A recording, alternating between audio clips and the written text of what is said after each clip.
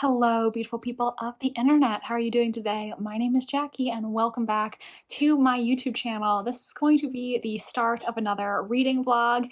In this vlog, I'm going to be reading 3 backlist thriller books from my TBR. Some of these books have been on my TBR since, one in particular I think has been on there since like 2018 or something like that.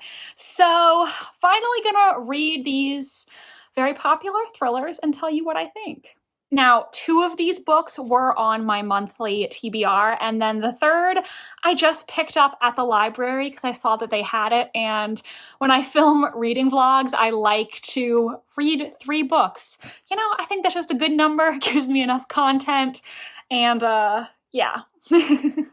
So in this vlog, I am going to be reading The Hunting Party by Lucy Foley. I started this one already.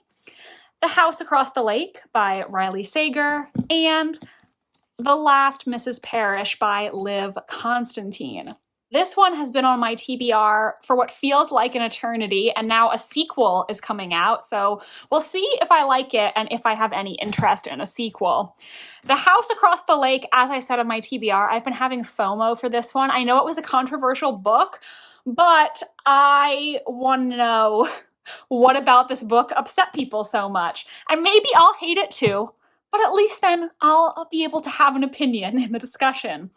And then the one that I started already is The Hunting Party. This has also been on my TBR for quite some time. I quite enjoyed The Guest List by Lucy Foley. The Paris Apartment, not as much. And this is one of her earlier books. I think it was possibly her first mystery thriller.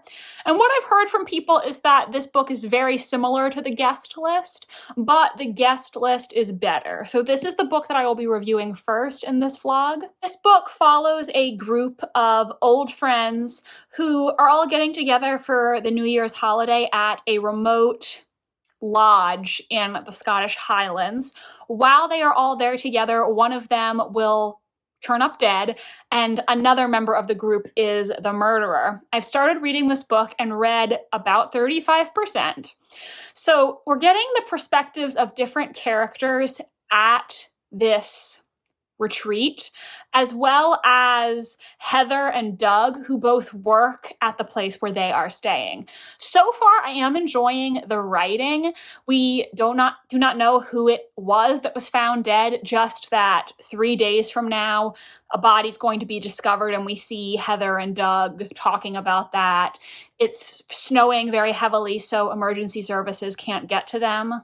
So far, I am liking this book. I think the one complaint I have is that I am having a very hard time keeping certain members of the group straight. We are getting the perspectives of Emma, Katie, and Miranda. Then there's also Samira, who is married to Giles, and then those 3 women, they all also have romantic partners. No, that's not true. Katie is single. Katie is the lone single in the group. And I am able to differentiate the women just fine, but all of the men kind of run together in my mind. I feel like their personalities are not that distinct, so I'm having a really hard time remembering who's with who and which man is which, because they all just kind of feel the same in my head. So that is really just the biggest complaint I have right now, where it's hard for me to remember the male characters. But that's the intro for this vlog. I'm going to keep reading The Hunting Party, and then I will update you again when I have more specific thoughts. I am going to Pennsylvania this weekend to spend a week with my dad, so I'm hoping to finish this before I go, and then I'll take the other 2 with me in my suitcase, but we'll see what happens. I have now read, I think, like 70% of The Hunting Party, so I'm almost done. I believe I'll finish it tonight. We still have not found out who it was that was murdered. I feel like I'm pretty confident I know who it was. It's all signs are pointing to one person, because there's one character who lots of other characters potentially have a motive to kill them. So I feel like that's gonna be who was murdered. As for who the murderer is, I don't really know, because there are so many people who have a motive. I'm just not really sure where Lucy Foley will go with it. The other thing that's tripping me up is There is this one character in the book. I'm going to describe this as non-spoilery as I can, just in case. There's this one character in the book who is referred to, but their name is never mentioned. And that catches my interest because other times in the book, they'll mention someone who is totally irrelevant to the greater plot and give them a name. So the fact that this one character, their first name is never given when the characters are talking about him, that makes me suspicious, and it makes me start to wonder if it's possible that this character is another character in the book who we've already met. But if that's the case, I don't know who it could potentially be or where she could be going with that. It's just something I've been thinking about because I think it's really telling that that character's first name isn't mentioned when far less important characters, they get a first name. You know what I mean? Whenever I read mystery thrillers, I always think about both what the author tells me and what the author doesn't tell me. And the fact that she hasn't told me this character's name makes me suspicious, but I don't really have a solid theory. So I think I'll finish the book tonight and I'll talk to you soon. Probably the next time we talk, I will be in Pennsylvania visiting my dad. So my surroundings may look different. Hello again, everybody. So I am here in Pennsylvania and I'm ready to update you on my recent reading. First, I finished The Hunting Party by Lucy Foley. I finished this on Friday night. It was good. I guess I would probably give it like a 3.5 star because I liked it more than The Parrish Apartment, but not as much as The Guest List. I think that's still my favorite Lucy Foley book that I've read.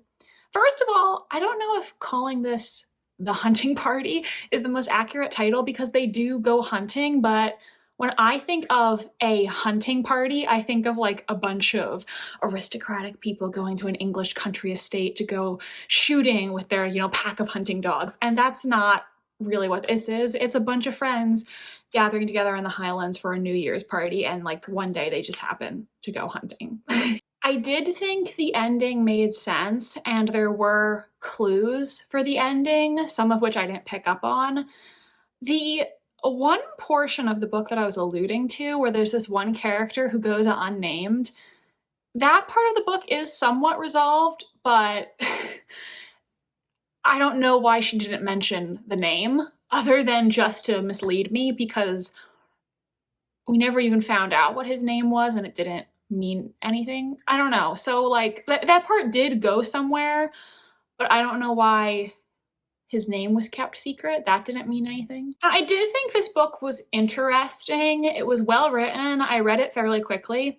My biggest complaint is still, I feel like there were some characters who were underdeveloped and who didn't really need to be in the book. I mean, Giles, Samira, Nick and Bo, I think those were their names. Like, I really felt like we could have cut those characters out and the book would have been exactly the same.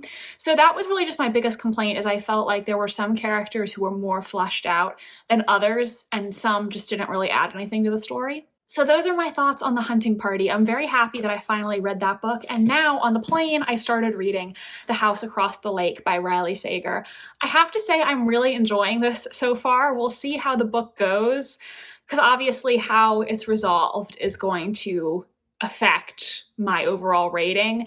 There are some Riley Sager books, Cough, Lock Every Door, that I was really, really enjoying, and then the ending just kind of ruined it for me, so we'll see. So in this book, we're following Casey Fletcher. She is an actress, she is an alcoholic, and she's gone to her family's lake house in Vermont to take some time away at her mother's insistence. She really became an alcoholic after her husband, Len, drowned in the lake, I think like a year ago or so. While she's at the lake, she meets Tom and Catherine Royce, who recently bought the house across the lake. Tom is the founder of a social media app, and Catherine is a former model. Casey befriends Catherine after she saves Catherine from drowning. And then when Catherine disappears, Casey suspects that Tom might have something to do with it. She's been spying on them with binoculars, a rear window sort of thing, and their marriage is not as perfect as it appears on the outside. This book hooked me from the beginning. This is not a spoiler, but at the very beginning, we have chapters set now and chapters set before. And in the now chapter at the very beginning, Casey is talking to a detective, and the detective is asking her, you know, where is Tom Royce? We don't know where he is. And Casey says, oh, I have no idea where he is. And then after the cop leaves, we find out that she has Tom Royce tied up, and she's saying to him, okay, now you're going to tell me what you did to Catherine. So that was a great way to start the book. I was immediately intrigued. And like I said in my TBR video, even though I haven't loved all of Riley Sager's books, I keep reading his books because I just feel like his writing style is really great for this type of book. It's really propulsive, and I always just want to keep reading his books. Sometimes they let me down in the end, Lock Every Door, but when his books are good, they're really good. Actually, this book makes a reference to the Bartholomew, the building from Lock Every Door, so Riley Sager, Literary Universe confirmed. I am really enjoying what I've read so far. We'll just have to see if it can stick the landing. I am happy to finally be reading this, though. I've been wanting to read this for 2 years, and I'm excited to form my own opinion after hearing lots of controversial takes about this book. I'm now approaching page 200, and I had a thought about where this book is going. I actually went back and reread some parts to see if it was possible, and I think it is possible. So we'll see if I'm right. I don't know. Okay, I take it back. I was not correct. I did notice something. However, while that thing I noticed did mean something, it did not mean what I think, because what actually just happened, I never could have predicted that. I now understand why a lot of people hated this book, because the reveal that I just got to is batshit insane. I mean, I am interested to keep reading though. I want to see what happened, because right now, but I never would in a million years guessed that. How could you, you know? How could you guess that? Okay, I now understand what everybody was talking about with this book. This is wild. Oh my god, I gotta go to bed, but I want to keep reading. Hello, so I finished reading The House Across the Lake. Honestly, I have no idea what I should rate this book, because the beginning, I was honestly loving it. I was thinking it could be a 5-star, and then at the 70% mark, we hit that twist, and I didn't really like it because it was just something that I think is impossible for a reader to predict, really. I guess I shouldn't say impossible, but it's something that I think readers aren't going to expect, but in a bad way. I'm not describing this well at all. I really like twists in mysteries and thrillers that take you by surprise, but in hindsight, you can see all the clues and realize, oh yeah, I had all the information I needed to figure this out. And this book uses a trope that I personally don't like, because I think it is very difficult for readers to predict. It's not like where a reader's mind is going to go. And so I feel like it always just comes out of left field when writers do this. There. Does that make sense? I think I explained it better that way. I still had a good time reading this. I think Riley Sager has a great writing style where he really does just pull you in. But I don't know what I should rate this book. Can I give it a 4-star when it took such a absurd turn towards the end? I mean, I feel like I enjoyed it. I really don't know with this book, honestly. It did not piss me off as much as Lock Every Door did, because that ending I found ridiculous. And this one was kind of ridiculous, but it didn't piss me off as much as that book did. So I don't know. I feel like it was more memorable than Survive the Night, which I didn't hate like a lot of people did, but I wasn't wowed by. I didn't think it was that memorable. So I really don't know. Can I give this book a 4?